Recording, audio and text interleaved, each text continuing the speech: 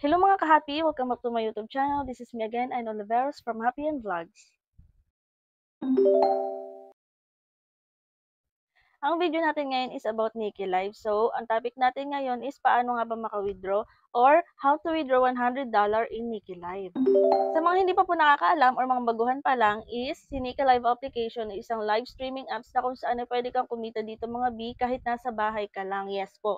Kailangan mo lang ng cellphone at malakas na internet. At syempre kailangan mo rin ng oras kasi kailangan po nating maglaan dito ng oras kahit 1 hour mga B, para magawa natin yung mga task natin. So dito mga B, papakita ko sa inyo kung paano mag-withdraw ng ating beans. So yung beans po yung ating iniipon. So meron na tayo ditong $100 na beans. So ang 10,000 beans dito mga B is $1, equivalent to $1. And then 55 pesos siya dito sa Pilipinas, depende po yan sa palitan. So, minsan mas mataas, 56, 57, 58, yan. Swerte kung mataas yung palitan. Ang minimum withdrawal dito is $10 or 100,000 beans mga B. Pero may papakita ko sa inyo how to withdraw $100 in Nickel Life. So, dito mga B, click nyo lang yung withdraw. Papakita ko rin sa inyo yung mga withdrawal method dito kay Nikki Live. So, meron tayong GCash, USDT, ePay, Binance, PIX, Bankcard, Union Bank, Bank of the Philippine Islands, BDO, Maya, Payoneer, and PayPal. So, ang kadalasan ko kasing ginagamit dito kapag nag-withdraw ako is si GCash. So, meron siyang service fee na 2% mga B. So, ayan. Click lang natin yan and then, eto nga pala yung mga countries and regions supported for withdrawals. So, click nyo lang yan mga B. Ayan. Makikita nyo dito kung nasa ang bansa ka man at mayroon dito is available pong mag-withdraw kay Nikki Live. So, syempre, tayo is nasa Philippines. So, maraming available na account yung mga B.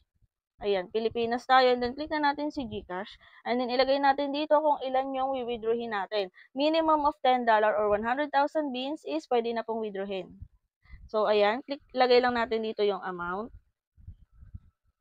And then, click withdraw.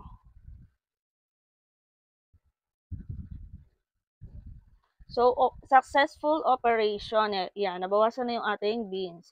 And then, check lang natin dito, in progress siya mga B. Ayan, 3:08 natin siya winidraw, 3:08 PM. And wait na lang natin siyang pumasok sa ating GCash account. Makikita nyo naman dito mga B, ayan, yung mga service fee niya, kung may USDT ka na account, ayan, 1.5% lang yung service fee. And then, kung may ePay ka, ayan, 1% lang mga B. So, sa Binance, ganoon din, 1.5%.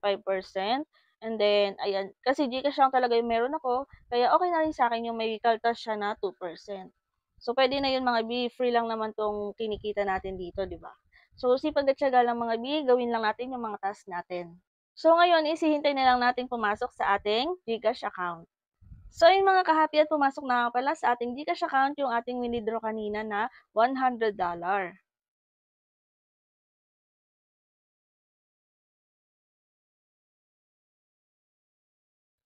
So yung pag-withdraw dito minsan mga 30 minutes lang is pumapasok na sa GCash. So na-try ko mag-withdraw dati ng madaling araw and then gabi na siya or hapon na siya pumasok.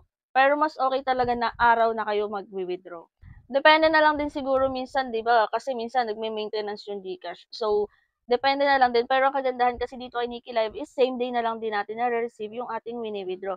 Unlike before or last year, 2 to 3 days bago pumasok sa GCash natin. Ngayon naman is within the day is ma-receive na rin natin. So maganda yung update ngayon ni Nikki Live. So yun lang mga copy for today's video. Kung may mga tanong kayo, pwede kayo mag-comment or i-check nyo yung aking playlist dito sa aking YouTube channel. May mga free earning tutorial po ako dyan. Yan sa mga nasa bahay lang dyan na gustong kumita. Ayan, subscribe na kayo para updated kayo sa mga susunod nating videos. Yun lang and thank you for watching!